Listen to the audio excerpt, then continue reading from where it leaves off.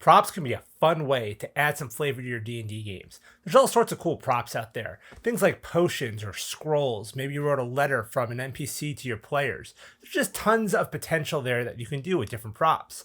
But I found a really cool one just this past week that I want to share with you guys. And it's these collectible coins. So today we're going to take a look at the different coins I have from Goliath Coins. Let's get into it.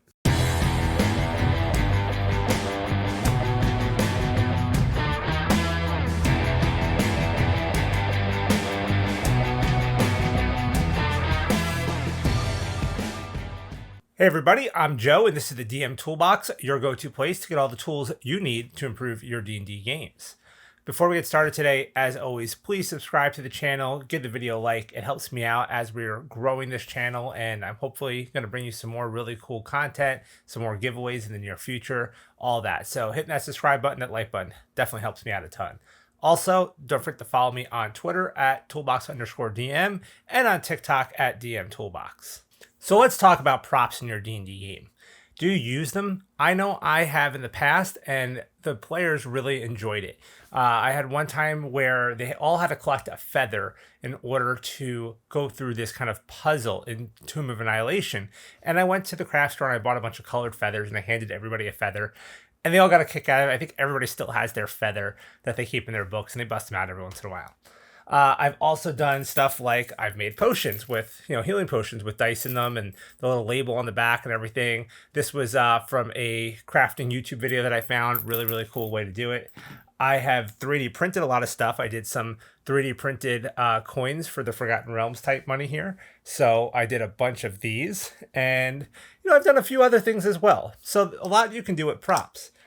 However, just a couple days ago, was in one of my D&D Facebook groups, and I saw this really cool collectible coins that this guy had that he's doing a Kickstarter for.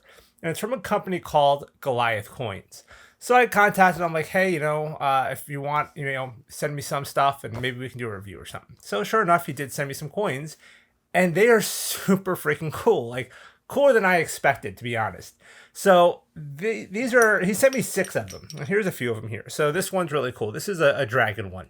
And they have different art front and back, right? And these are, kind of, I don't know how to say it really, but they're kind of like raised and textured, various levels. If you really look there, you can see quite a bit of detail in this dragon and then the treasure hoard on the back, right?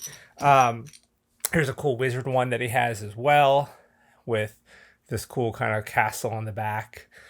There's this phoenix one here. And then on the back is a phoenix egg. So these are super neat, right? And, another cool thing you can do with these is you can actually paint them. So both the dragon and the wizard, I'll put images over here on the screen for you, but you can see that he painted these or had them painted. And they come really cool painted as well. Personally, I think I like the just kind of plain style to them. This is one of my favorites. Here's a lich. Look at this one. And there's on the back. So, I like how they look. You'll notice, too, that they kind of come in like a gold, a silver, and a copper kind of coloring. They're plated that way. But they're actually made of a zinc alloy. And they're heavy. They're like 3 ounces each. These things are hefty. They're big. Here's, if I just show you, I got a penny here. Just a U.S. penny for size, right? So they are big coins. They're really cool. So now the question is, what do we use something like this for in our D&D games? Like, they're cool, right? They're neat. They're collectible. But how do I use these in my D&D games? Well, I have a few ideas. First, I was actually just playing the other night, and as a player, and the DM's had this puzzle for us that consisted of 6 coins that we had to solve. And I grabbed these coins and I put them out and I started trying to figure out the puzzle with the physical coins. So if you were doing some kind of puzzle or something like that in the game that required coins, these can be a cool way to do it.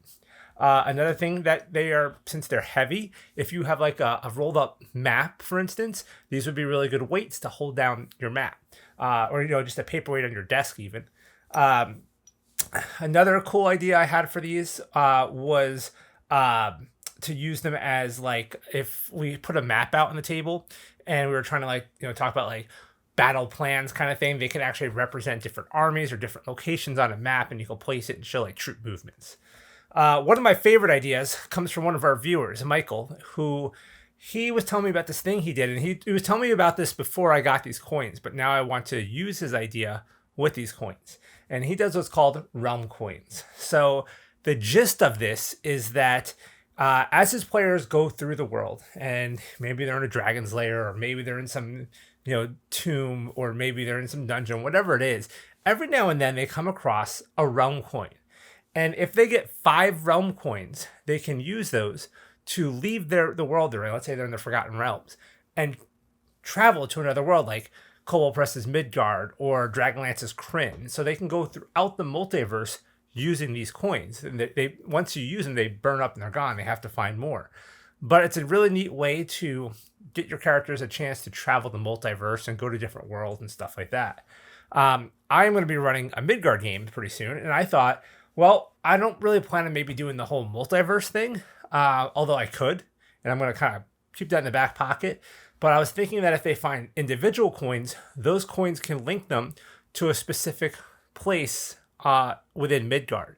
And then as maybe an added bonus, right? Let's say they find this one, and it brings them to the Empire of the Ghouls, which is a really cool campaign that Cobalt Press has. I do have a video for that. If you check in my my videos, I can put a link for it in the description as well.